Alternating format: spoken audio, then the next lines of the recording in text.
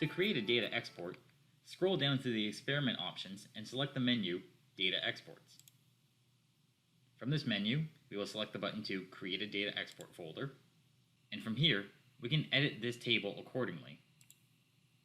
So first, let's create a row, give it a name of Throughput,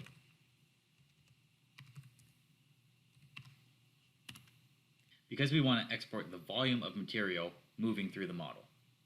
So we'll choose the report type, Throughput, and apply this to our inflows and our outflows.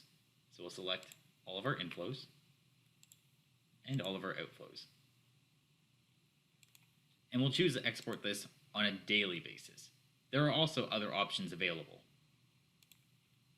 So let's move on to the second,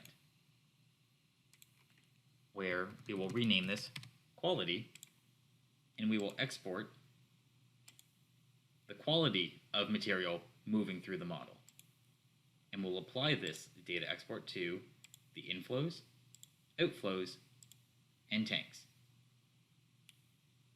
And again, we'll export this on a daily basis.